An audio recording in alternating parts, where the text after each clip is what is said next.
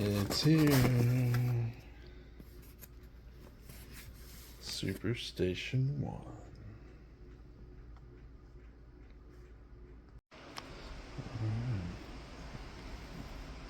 Superdock inside.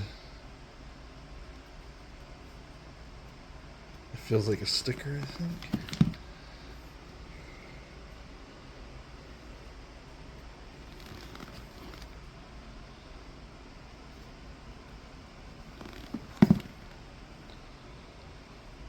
Tells you the contents.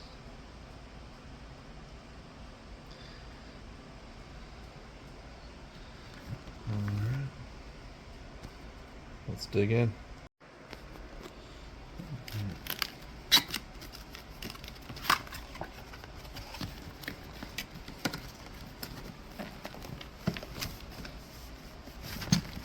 I'll have to set you down for just a second. I apologize there. Comes in another box here.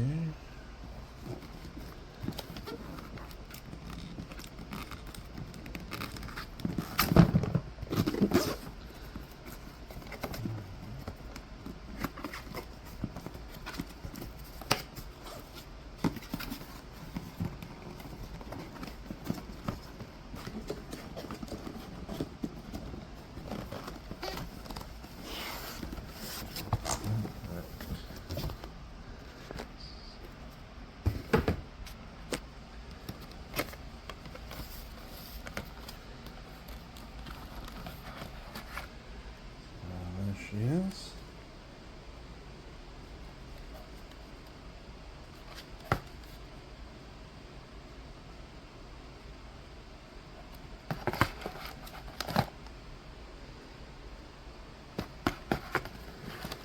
And the dock is definitely on it. So that's great. Now, time to get it hooked up and things. Looks like the SD card is installed already. Comes with this remote, the door for underneath, in case you don't have the dock connected, and a USB-C cable. So those are included in the box as well. So I was able to put this NVMe drive in here. And then it comes with a little rubber knob instead of a metal screw. And you just can put that in there. And then you just put it back in. And now I'm gonna format it on my computer. Okay, there's a debug port and a PC port here. So I'm plugging it into my computer. Nice, some kind of light turned on there.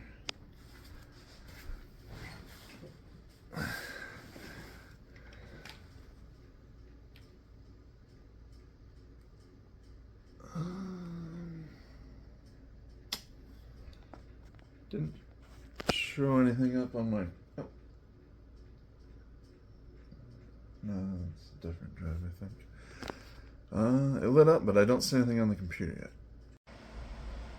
So, FAT32, NTFS, unknown, let's do new, I wish, I'm gonna do EXFAT, and then for this, I think we'll just do SS1 for Superstation One. Go ahead and click OK, and then we'll apply. Yeah, we know. So at that point, everything's good. We're on EXFAT, and as you already saw, I can bring it up under the removable here, which we'll do that. And we'll go ahead and just get our stuff in there that we need. Alright, we'll go ahead and get this copied over. And directly to the PC, you can see what the speed is there. Believe it or not, that is going to save you some time doing it over the network, I think. But either way, it's just easier this way. Even with a Linux computer, I know I can just plug everything in and it just works. But even with this, it's a lot easier. So I can just plug this in. I'm copying everything over from my Mr. network attached storage over to the NVMe drive, so it's going to have everything the same, and then we'll be able to go from there. So the video recommends flashing to the latest firmware anyway, so I'm just going to go ahead and do that. And Superstation One.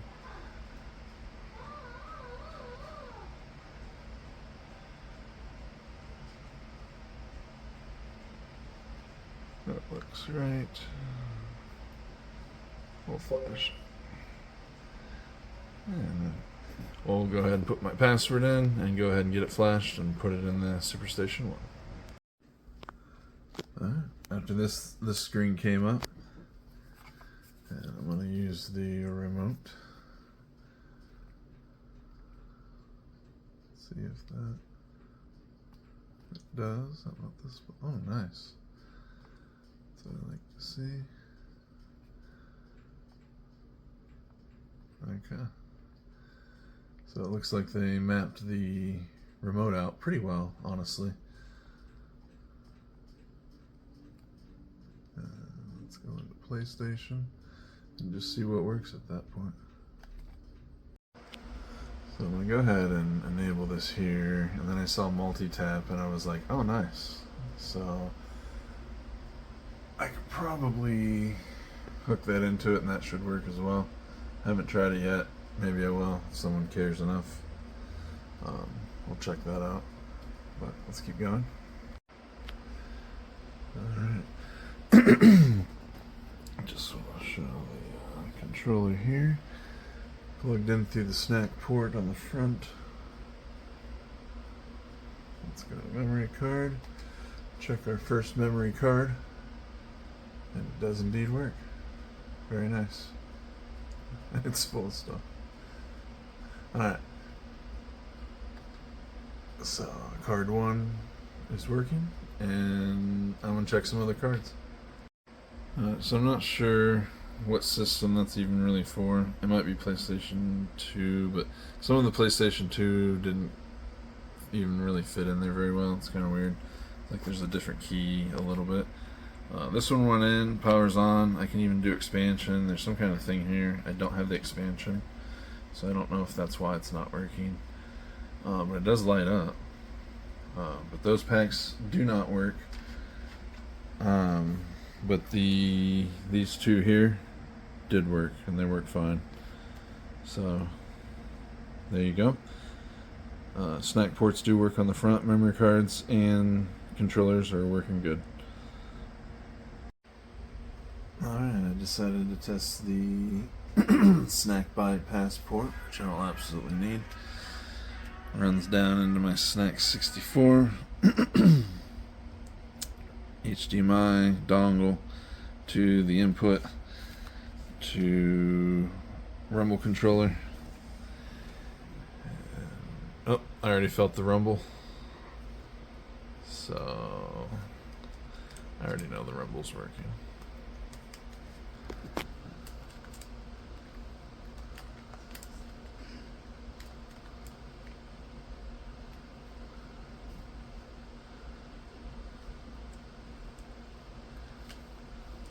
It's gonna be a hard one.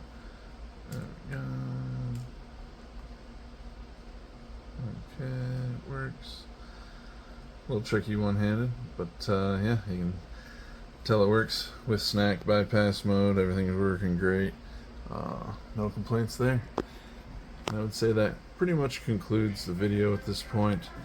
Most of the stuff works. Obviously the disk drive does not work, but all my games showed up in the list after I put them on the NVMe drive. I didn't have to do anything special.